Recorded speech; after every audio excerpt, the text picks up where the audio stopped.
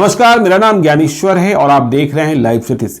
बिहार विधानसभा उपचुनाव के नतीजे आपके सामने आ चुके हैं। 2 नवंबर को ही आ गए थे और तारापुर और कुशेश्वर स्थान में दोनों सीटों पर जेडीयू ने फिर से जीत हासिल कर ली। आरजेडी की बड़ी उम्मीदें थी कि इन दोनों सीटों पर हम जीतेंगे। आरजेडी ने भी हेलीकॉप्टर उतारे थे, जेडीयू ने भी उतारे थे। इतने हेलीकॉप्टर तो किसी उपचुनाव में हमने देखा भी नहीं था। आरजेडी की तमन्ना यह भी थी कि इन 2 सीटों की जीत के बाद हम बिहार में सरकार बनाने के रास्ते पर आगे बढ़ जाएंगे, लेकिन यह हसरत पूरी नहीं हुई। तो जीत कैसे मिली, हार कैसे हुई? देखिए, अब माइक्रो एनालिसिस शुरू हुआ है। जीतने वाली पार्टी जेडीयू में भी और हारने वाली पार्टी आरजेडी में भी।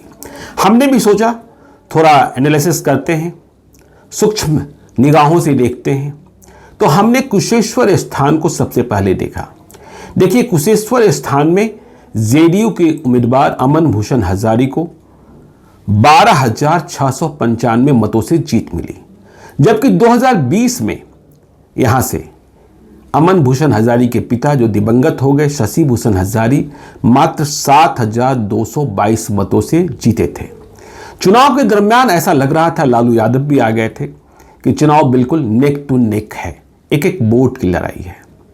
लेकिन फासला बढ़ गया। तो यह फासला कैसे बढ़ा? और जब हम माइक्रो एनालिसिस कर रहे हैं तो हमने कुशेश्वर स्थान के सभी बूथों की लिस्ट निकाली कि कहां किस पार्टी के उम्मीदवार को कितना मत मिला। और देखिए, मुझे यह देखकर हैरत हो रही है कि मुसलमान से प्रभावित या यूं कहें कि मुस्लिम बाहुल्य जो बूथ थे, वहां भी जेडीयू को, मतलब जेडीयू बीजेपी हम वीआईपी का संयुक्त उम्मीदवार, एनडीए का उम्मीदवार, वहां भी जेडीयू उम्मीदवार को ठीक ठाक वोट मिल गया है। जब मैंने इस बाबत जेडीयू के कई नेताओं से बातचीत करी तो उनका कहना यह था कि देखिए, ये तो हम नहीं कहते हैं कि बड़ी संख्या में वोट मिला, लेकिन हम ये जरूर मानते हैं कि मुसलमानों ने हमारे खिलाफ एग्रेसिव होकर वोट नहीं दिया, यह जानते हुए भी कि बीजेपी हमारे साथ है। नीतीश कुमार के उम्मीदवार थे अमन भूषण हजारी, इसलिए एग्रेशन कम दिखा। वैसे भी जेडीयू ने इस चुनाव प्रचार में कुशेश्वर स्थान में भाजपा को आक्रामक नहीं होने दिया था। मुस्लिम वोटों को रिझाने की जिम्मेदारी अली अशरफ फातमी की थी, पूर्व केंद्रीय मंत्री। मैंने उनसे भी बात की, हुए तो कह रहे थे कि बड़ी संख्या में मुसलमानों ने वोट दे दिया। तो देखिए, यह चिंता की बात आरजेडी के लिए है, क्योंकि आरजेडी का वोट बैंक जो माई समीकरण है मुस्लिम और यादव, यदि मुसलमान भी वोट देने लगे जेडीयू को नीतीश कुमार के नाम पर, तो यह खतरे की घंटी है। देखिए, जेडीयू ने वहां संजय झा को कमान दे रखी थी कुशेश्वर स्थान में चुनाव लड़ाने की। वहां उमेश कुशवाहा भी लगातार डटे हुए थे। लेसी सिंह घर घर खाद्यान्न पहुंचवा रही थी जो बाढ़ प्रभावित इलाके थे। तो हमारे पास एक एक बूथ का हिसाब है। और यदि हम मुसलमान बूथों की बात कर लें, जहां मुस्लिम बाहुल्य बूथ है, मतलब वहां मुसलमान मतदाताओं की आबादी ठीक ठाक है, तो देखिए जो मत मिले हैं, देखिए मेरे पास तरबारा का है, पोखराम का है, बल्हा का है, नौडेगा का है, लदहो का है, अफजला का है, बैक का है, उछटी हाटी का है, गौरा का है, कलना का है, चाकर का है, हथरा का है, गौठानी का है, बसौल का है, बर्रा का है, पकड़िया का है, रौता का है, अदलपुर का है, खलासिन का है, भोलका का है। जो जिस बूथ की हम चर्चा कर रहे हैं, ये बूथ यहाँ बड़ी संख्या में मुसलमान मतदाता भी थे। केवल मुसलमान थे यह भी हम नहीं कर रहे हैं। जैसे देखिए, तरबारा के ही कुशेश्वर स्थान के बूथ नंबर 1 की बात कर लें, यहां जनता दल यूनाइटेड के उम्मीदवार को 335 मत मिल गए और आरजेडी के उम्मीदवार को मात्र 117। लेकिन तरबारा के ही बूथ नंबर 2 पर जनता दल यूनाइटेड को 206 मत मिले और आरजेडी के उम्मीदवार को 265। पोखराम 203 जेडीयू के उम्मीदवार को और आरजेडी के उम्मीदवार को 111।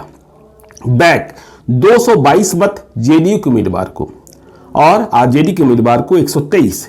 उच्छी हाटी 229 मत जेडीयू के उम्मीदवार को और 75 जेडीयू के उम्मीदवार को। बर्रा बूथ संख्या 136, 136A, 137, पहले पर 191 जेडीयू को, दूसरे पर 234 जेडीयू को, तीसरे पर 252 जेडीयू को। और यदि आरजेडी की बात कर लें, पहले पर 47, दूसरे पर 72 और तीसरे पर 223।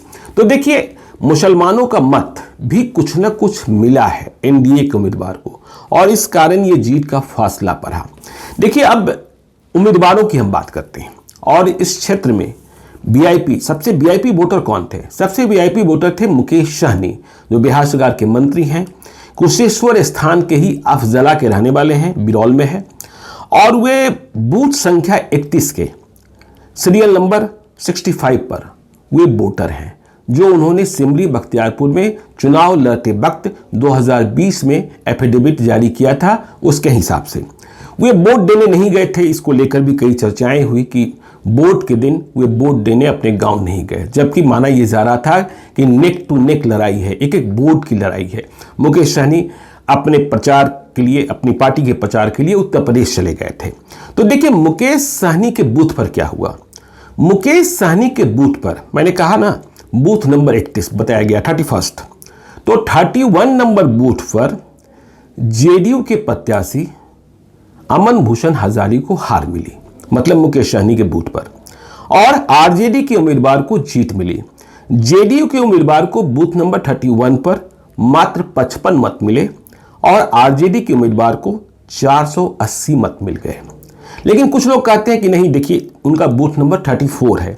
यदि हम 34 की ही बात कर लें, जेडीयू के उम्मीदवार अमन भूषण हजारी को मात्र 136 मत मिले और आरजेडी के उम्मीदवार को 191, तो इसका मतलब इस बूथ पर आरजेडी जीता। चलिए, तो ये वीआईपी उम्मीदवार की बात हुई, वे अपनी पार्टी के मुखिया भी हैं, पूरा बिहार चुनाव लड़ना चाहते हैं, लड़ते भी हैं। चलिए, अब हम बात करते हैं गणेश भारती, जो आरजेडी के उम्मीदवार थे। गणेश भारती को लेकर जो इतना शोर रहा, जो इतना जोश टाइट रहा, हुआ असल ये था कि जब पंचायत समिति का चुनाव हो रहा था, शशि भूषण हजारी जिंदा थे, विधायक थे, तो गणेश भारती जो आरजेडी के कैंडिडेट बने, उन्होंने पंचायत समिति के चुनाव में शशि भूषण हजारी के बेटे अमन भूषण हजारी, जो अब विधायक बन चुके हैं, उन्हें हरा दिया था।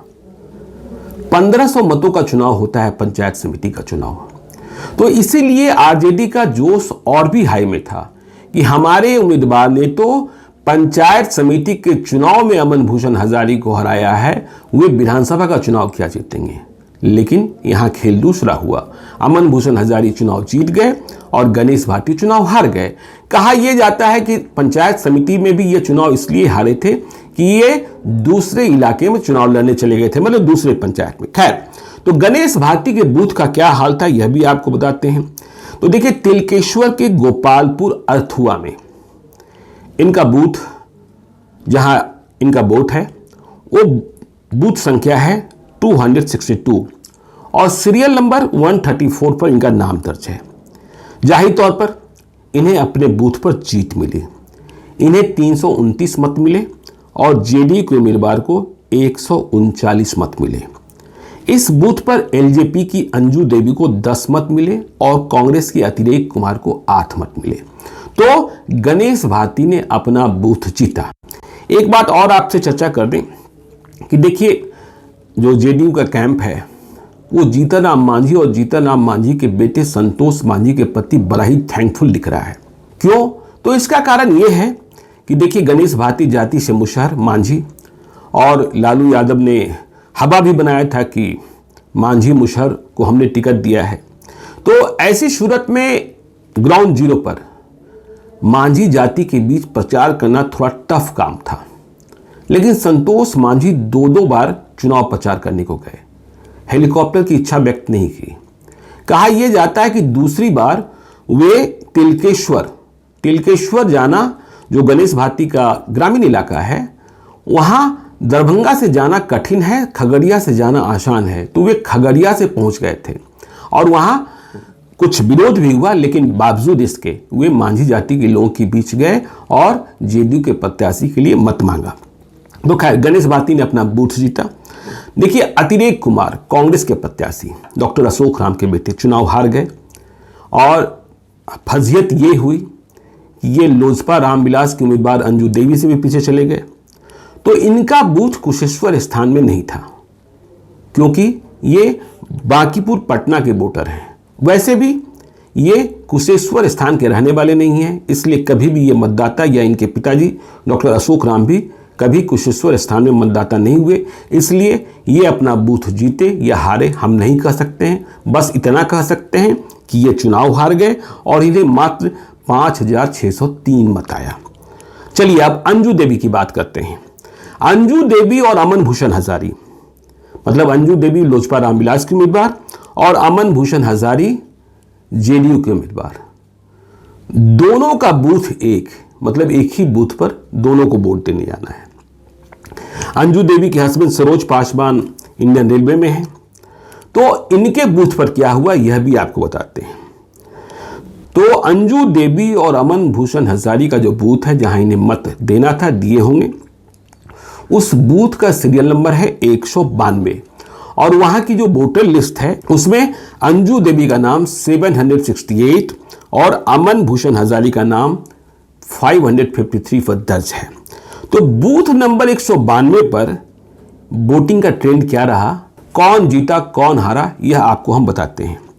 तो देखिए 192 नंबर बूथ, अमन भूषण हजारी का भी, अंजू देवी का भी। तो अंजू देवी को अपने बूथ पर 87 वोट मिले, कांग्रेस को मात्र 9 मत मिले, जेडीयू को मतलब अमन भूषण हजारी को 278 वोट मिले और आरजेडी को 45 वोट मिले। मतलब जीत इस बूथ पर जेडीयू के अमन भूषण हजारी की हुई और दूसरे नंबर पर अपने बूथ पर एलजेपी की उम्मीदवार अंजू देवी रहीं, तीसरे नंबर पर आरजेडी के प्रत्याशी रहे और चौथे नंबर पर मात्र 9 मत के साथ कांग्रेस के प्रत्याशी रहे। Booth number 192। तो देखिए 192 भी एक बूथ था और दूसरा बूथ 192A भी था। तो 192A का क्या हाल रहा, तो 192A पर एलजेपी की उम्मीदवार अंजू देवी को 92 वोट मिले, कांग्रेस को 9 मत मिले, जेडीयू को 239 मत मिले और आरजेडी को 32 वोट मिले।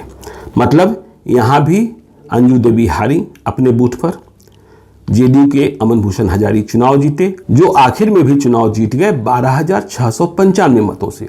तो ये माइक्रो एनालिसिस कुशेश्वर स्थान का था। आने वाले दिनों में हम तारापुर का भी हाल बताएंगे कि कहां किस बूथ पर क्या ट्रेंड दिखा, रिजल्ट किस रूप में रिफ्लेक्ट हुआ और आखिर में नतीजे कैसे तय हुए। तो आप देखते रहिए लाइव सीरीज को। यदि अब तक आपने हमारे यूट्यूब चैनल को सब्सक्राइब नहीं किया है तो जरूर कर लीजिएगा और यदि इस वीडियो को फेसबुक पेज के माध्यम से देख रहे हैं तो पेज को लाइक कीजिएगा, ट्विटर पर भी हमें फॉलो कीजिए। धन्यवाद।